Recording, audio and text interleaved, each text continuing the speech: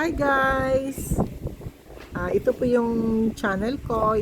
First vlog ko ito. Sana supportahan nyo ako. Tuturuan ko kayo kung paano mag-segregate ng mga magagandang itlog, kung paano siya i-incubate, paano ka pumili. Yun po. So ngayon po, nagko-coding po ako. Nilagyan ko ng code ito para pag nailagay mo na siya sa incubator, malalaman mo kung anong date siya mahahatch. At saka ito kasi kinikilo ko, ito yung wini-weigh ko. So magagamit tayo ng weighing scale. Magagamit tayo ng weighing scale. Kasi na-notice ko kung yung itlog mo masyadong maliit, hindi siya umaabot ng isang week, talagang namamatay yung sisiw.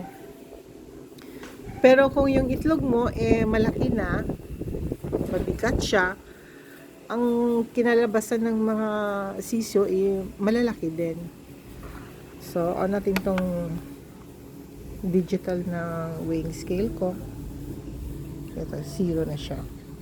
Magwi-weigh tayo.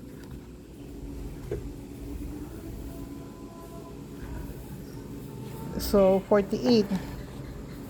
Depende sa inyo kung anong gustong kilo nyo. Pero sa akin, nag-start ako ng 48 and above. Pag bumaba na siya ng 47, ayoko na ng 47 kasi masyadong maliit na yung sisiw. So, 48 grams siya. Ito 46. So, reject siya, reject.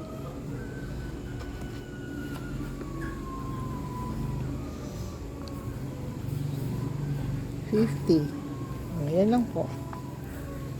Yan lang paano mag-segregate ka ng mga itlog. Ngayon, pag nakuha mo na yung mga weight nito, lalagay mo siya ng coding. O anong coding? Ako naglalabay ako kasi HB Hubbard na itlog to eh. At saka Hubbard lang yata ako. May hulo din. Hulo. Para pag napisa na yung itlog, malalaman mo kung anong klaseng itlog yung na hatch. Chicken. Pagkatapos, lagyan mo siya ng date. So, usually, yung hatching ng itlog natin between 19 days up to 21 days. So, magka-count ka sa calendar. Kunyari, ngayon gusto mo to ilagay sa incubator. So, from, kunyari, September 1, so ilagay mo siya 21. So, naglalagay ako dito ng 21 kasi ma-hatch siya sa 21. Maglagay ka dito ng 21. So, lahat ng mga itlog dito, lagyan mo siya ng 21. Ang hatching ng itlog pala is between 19 to 21 days. Kunyari, ilalagay mo na ito sa incubator, no?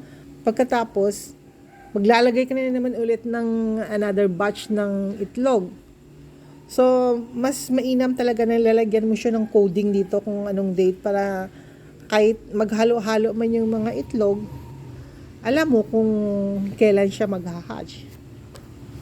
So, ito paglagay doon sa incubator, yung tulis nito nasa baba. Yung tulis, tingnan mo, yung matulis sa baba, at saka yung medyo pabilog nasa itaas. Ganyan ka maglagay sa incubator. Ayan.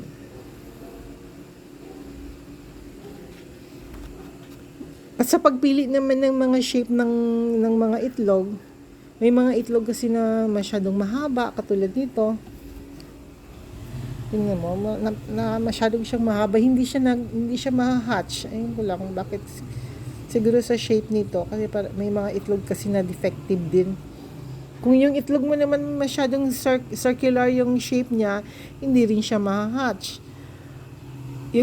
Kung yung itlog mo masyadong malaki naman, hindi na minsan nag-hatch, pero minsan kadalasan hindi siya nag-hatch. So yung sa background ko, ito yung mga incubator ko, maliliit lang po siya.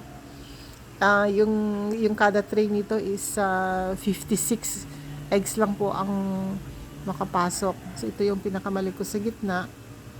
Ito yung dalawa sa gilid. Maliliit lang po.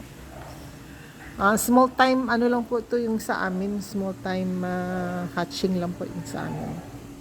Yan lang po guys. Sana panoorin yung next video ko. Salamat. Bye.